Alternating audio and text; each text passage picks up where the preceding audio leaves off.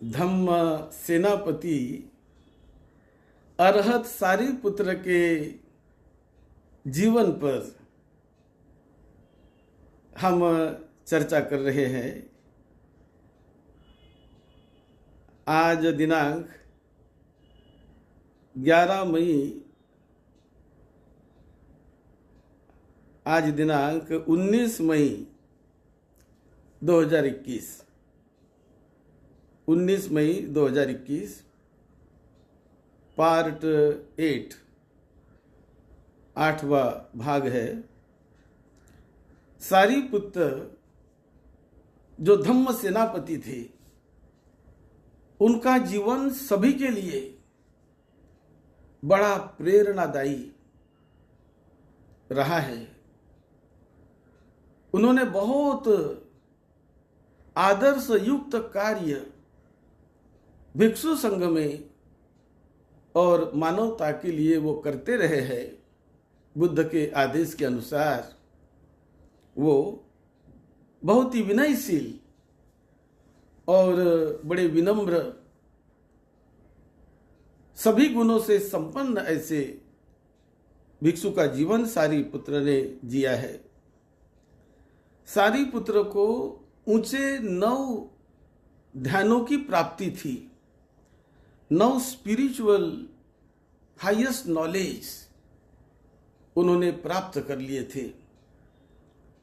उसमें 4 जो ध्यान थे वो लौकिक स्तर के, ये 4 ध्यानों की उन्हें प्राप्ति थी, और 4 अति सूक्ष्म लोकोत्तर स्तर के, जिसे इममटेरियल कहा जाता है, ऐसी लोकोत्तर अवस्था के 4 ध्यान की उन्हें प्राप्ति थी। और संयुक्त निकाय में सारिपुत्र संयुक्त करके बड़ा वर्णन वहां पर किया हुआ है कि कैसे मैंने मुक्ति को पा लिया, कैसे मैं प्रतिक्षण मुक्ति का साक्षात्कार करता हूं। यह उन्होंने अपने अनुभव से उन्होंने बताया है। और सारिपुत्र कहते हैं कि मैं हमेशा शून्यता पर ध्यान किया करता हूं, नथिंगनेस। कोई भी यहां परमानेंट नहीं है, स्थिर नहीं है, शाश्वत नहीं है। हर चीज बदलने वाली है, परिवर्तित होने वाली है। और वो बदलने के स्वभाव को जानकर, देखकर जो शून्यता में मैं चला जाता हूं और मैं मेरा भी भूल जाता हूं, मैं ध्यान करता हूं, ये मैं मेरा भी नहीं रहता है।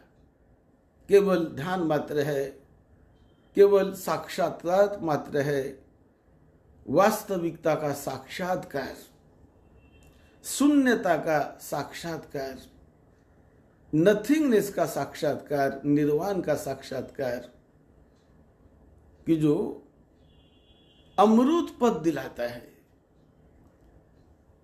जिसे डेथलेस अवस्था कहा जाता है। ऐसा साक्षात्कार करते हुए मैं जीता हूं, ऐसा मैं ध्यान करता हूं। इस प्रकार अरहत सारिपुत्र ये बहुत ऊंचे ध्यान को पाने वाले और कई लोगों के सहायक वो बने हैं। सूक्ष्मतर बातें उन्होंने बड़े अच्छी तरह से समझा के बताई है। इसीलिए तो तथागत बुद्ध अनुपद सुत्त में कहते हैं, अनुपद नाम का सुत्त, उसमें बुद्ध कहते हैं कि यदि धम्म को सुनकर, धम्म के प्रति श्रद्धा रखकर, सत्य के प्रति श्रद्धा रखकर यदि किसी का जन्म हुआ हो धम्म में, तो वो सारिपुत्र है। कि केवल धम्म की एक बात सुनकर उसके मन में श्रद्धा पनप उठी, श्रद्धा जाग उठी और वो बुद्ध शासन की तरफ दौड़ के चला आया और वो धम्म का उत्तराधिकारी करके वो काम कर रहा है। आज बुद्ध कहते हैं उस सूत्र में कि मेरे बाद यदि धम्म चक्र प्रवर्तन करने की क्षमता या शक्ति यदि किसी में हो तो वह है सारिपुत्त में। सारिपुत्त ने इतने ऊंचे ज्ञान को हासिल किया है, पूरी तरह वो सद्धम्म के प्रति समर्पित होकर सद्धम्म का साक्षात्कार करते हुए वर्तमान जीवन को बड़े सुखपूर्वक, बड़े आनंदमय ढंग से वो जी रहा है, जीता है। इसीलिए ये अनुपद सूत्र में बुद्ध ने उनकी बड़ी प्रशंसा की और स्वयं बुद्ध कहते हैं कि मेरे बाद सद्धम्म को सिखाने की सही क्षमता सारिपुत्त में है। सम्मा दिट्ठी सूत्र आता है मध्यम निकाय का और वैसे ही हत्थी पदोपम सूत्र, इन सूत्र में सारिपुत्त कहते हैं कि ये जो चार महाभूत जिसे मैं जानता हूं, साक्षात्कार करता हूं, अग्नि धातु, वायु धातु, पृथ्वी धातु, जल धातु, ये कितने बड़े ये चार महाभूत है, कितना व्यापक इनका अस्तित्व है इस विश्वमंडल में। और जब मैं उन चार महाभूतों से अपने शरीर की तुलना करता हूं, अपनी तुलना करता हूं, तो कितना तुच्छ है मानव शरीर, इनके सामने कितना क्षुष्म है, कितना छोटा है यह मानव शरीर, जिसे हम मैं मेरा कहते हुए उसके प्रति हमेशा लगाव चिपकाव बना के रखते हैं और दुख व्याकुलता को भोगते रहते हैं। लेकिन जब हम इस वास्तविकता को जानते हैं और उन्हें जानकर उसके प्रति डिटैचमेंट यानी अनासक्ति निर्माण करते हैं, केवल दृष्टा भाव, केवल साक्षात्कार की दृष्टि, तो उस परम निर्वाण का साक्षात्कार जीते जी होता है। परम आनंद का अनुभव मृत्यु के बाद नहीं। बुद्ध की तो यही खासियत है, सारिपुत्र की तो यही खासियत है कि वो कहते हैं कि मृत्यु के बाद ही नहीं, जीते जी इस महानतम सद्धम्म के निर्वाण का, सद्धम्म का साक्षात्कार किया करो। ये पंचस्कंध है, पंचस्कंध की सत्यता, रूप स्कंध, वेदना स्कंध, रूप वेदना संज्ञा संखार विज्ञान, ये पंचस्कंध जो हमारे शरीर के भीतर है, इसका साक्षात्कार ध्यान के द्वारा, विपश्यना के द्वारा किया जा सकता है। अंतर्मुखी होकर इसका साक्षात्कार किया जा सकता है और इसकी वास्तविकता को जानकर, ये पंचस्कंध को देखकर, जानकर, ये मनुष्य देह जो हमें मिला है, इसका सही स्वभाव, सही नेचर हमें समझ में आने लगता है कि ये जो मेरा शरीर, ये कितना बीमार होने वाले स्वभाव का है, कितना बाधित होने वाले स्वभाव का है, ये मृत्यु हो जाने वाला है, इसका मरणमयी स्वभाव है। मृत्यु तो होना ही है इस शरीर का, ये डिके होता है, ये खराब होता है, ये विकृत हो जाता है, और विनाश को प्राप्त हो जाता है एक दिन ये मानव शरीर। एक दिन इसका डिके होना, विकृत हो जाना और उसका वो खराब हो जाना, विनाश हो जाना, ये तो इस शरीर का स्वभाव है। कोई भी शरीर इससे बच नहीं सकता है। हर एक मानव का शरीर, हर एक व्यक्ति का शरीर एक दिन इस सत्य को प्राप्त करता है, इस सत्य अवस्था से गुजरता है, जाना पड़ता है उसे।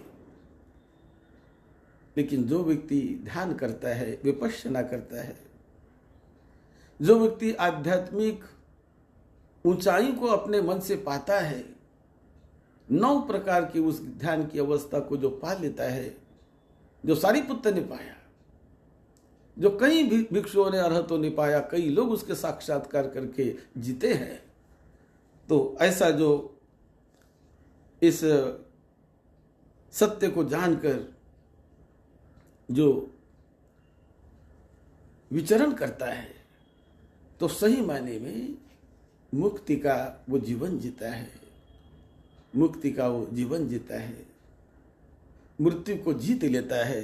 ऐसी उसकी अवस्था जीते जी हो जाती है। और जो पंच निवारण जो हमें आगे नहीं जाने देते, उस पंच निवारणों को काट कर, वो तो मानसिक निवारण है, मन के निवारण होते हैं।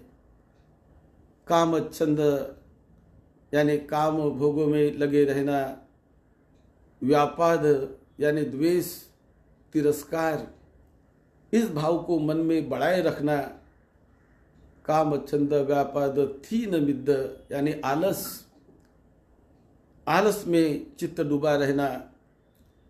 उसी प्रकार विचिकिच्छा यानी हमेशा शंका संदेह, उसी में चित्त पड़े रहना। इस प्रकार के ऐसे ये 5 जो निवरण होते हैं, इन निवरणों को हटाया भी जा सकता है, इसके साथ जिया भी जा सकता है। लेकिन उसके साथ जीने का मतलब है दुख के साथ जीना, उसके साथ जीने का मतलब है उस भव चक्र में घूमते रहना, भव चक्र में घूमते रहना। और जब भव चक्रों को जहां काटने का सवाल आता है, तो वो ये जो निवरण, ये जो इसे बंधन कहते हैं, जो बांधते हैं चित्तों को, तो सारिपुत्र कहते हैं कि ऐसे बंधनों को मैंने काट लिया है, उनसे मैं पूरी तरह बाहर निकल गया हूं,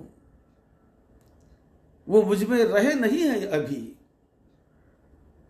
तो 2 बातें यहां से स्पष्ट होती है कि बंधन के साथ जीने का अनुभव हर एक व्यक्ति को, हर एक सामान्य व्यक्ति को होता ही है। क्योंकि राग के साथ जीना, द्वेष के साथ जीना, मोह के साथ जीना, ये चित्त में लगे रहते हैं। ये तो सर्वसामान्य व्यक्ति भी इसका साक्षात्कार करते हैं कि मेरे मन में क्रोध है, जल्दी मैं क्रोधी हो जाता हूँ, मेरे मन में भय है, जल्दी मैं भयभीत हो जाता हूँ, मेरे मन में द्वेष है, जल्दी मैं द्वेष से दूषित हो जाता हूँ, मेरे मन में वासना है, मैं वासना से जल्दी प्रभावित हो जाता हूँ, बेचैन हो जाता हूँ, व्याकुल हो जाता हूँ। ये तो सर्वसामान्य व्यक्ति का अनुभव है ही। लेकिन इससे परे की अवस्था कि क्या इससे मुक्त हुआ जा सकता है? क्या कोई व्यक्ति इससे मुक्ति का साक्षात्कार कर सकता है? क्या यह संभव है क्या कि मैं क्रोध से मुक्त होकर जीऊं, केवल मैत्री भावना में मैं जीता रहूं? तो यह संभव है। इसका ही साक्षात्कार करने का मार्ग विपश्यना का मार्ग, ध्यान भावना का मार्ग, आर्य अष्टांगिक मार्ग तथागत बुद्ध ने बताया, सिखाया और जिसे पूरी तरह साक्षीकृत किया, सारिपुत्र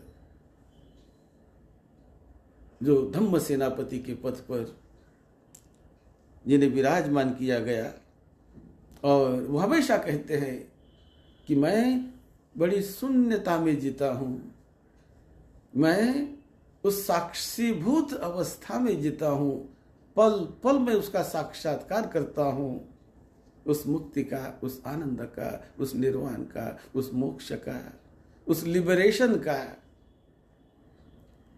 उस इमेंसिपेशन का, लिबरेशन का साक्षात्कार करने वाले अरहत सारिपुत्र रहे हैं। और जिन्होंने वो मार्ग, वो रास्ता कई लोगों को सिखाया, कईयों को उन्होंने उस रास्ते पर लाकर अपना, उनका सभी का कल्याण करने में वह सार्थक हुए। ऐसे ये सारिपुत्र का जीवन बड़ा प्रेरणा देने वाला है। जो ध्यान करने वाले लोग हैं, विपश्यना करने वाले लोग हैं, उन सभी के लिए, और जीते जी धम्म का साक्षात्कार करने की भावना रखने वाले लोग हैं, उन सभी के लिए ये बड़ा कल्याणकारी। ऐसे सारिपुत्र के जीवन से हमें बल मिलता है, प्रेरणा मिलती है कि ये डीके होने वाला, विकृत होने वाला, गड़ने सड़ने वाला मनुष्य देह एक दिन तो ये उस अवस्था से जाता ही है, लेकिन उसके पहले ही, उस अवस्था में जाने के पहले मैं उस अनंत ऐसे शून्यता में सद्धम्म का साक्षात्कार करूं, निर्वाण का साक्षात्कार करूं।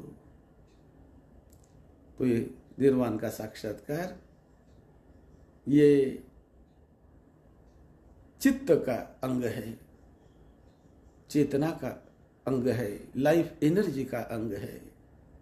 जो लाइफ एनर्जी शरीर से अलग होती है और शरीर के साथ भी रहती है, शरीर के बाहर भी रहती है, वहाँ भी उसका अस्तित्व, वो अपना अस्तित्व बना लेती है। ये बात अरहत सारिपुत्र ने सिखाई, प्राप्त किया और सिखाई। आप सबको निरोगत्व मिले, लंबी उम्र मिले, सुख शांति मिले। आपके परिवार के छोटे बड़े सभी को सुख शांति मिले। आपका ये बड़ा पवित्र मनुष्य जीवन, जिसमें ये बातें संभव हो सकती है, धन्य हो जाए। सद्धम्म से जुड़कर जीते रहिए, सुख शांति को पाते रहिए, मंगलमय बने आपका जीवन, आपको सुख शांति मिले। यही मंगल मैत्री के साथ सद्धम्म की सेवा में, आपकी सेवा में डॉक्टर भदंत राहुल बोधी महाथेरो। अब सबका मंगल हो, सबका मंगल हो। हमारे YouTube चैनल में जाकर जरूर बुद्ध के वाणी का लाभ लीजिए, उन्हें शेयर करिए, सब्सक्राइब करिए, सद्धम्म का अंग बनिए, धम्म के दायक बनने का संकल्प करें, धम्म के साथ जुड़कर अपने जीवन को धन्य धन्य करे, धम्म से दूर ना रहे। कल्याण होता है धम्म के साथ जुड़े रहकर चलने में, सफलता आती है, सुरक्षा होती है। आप सबका मंगल हो। हमारा जो चैनल है YouTube पर, डॉक्टर भदंत राहुल बोधी नाम का जो चैनल, उसे देखिए, शेयर करिए, अपने मित्रों को लाभ लीजिए, सद्धम्म का लाभ लीजिए। सबका मंगल हो, सबका मंगल हो।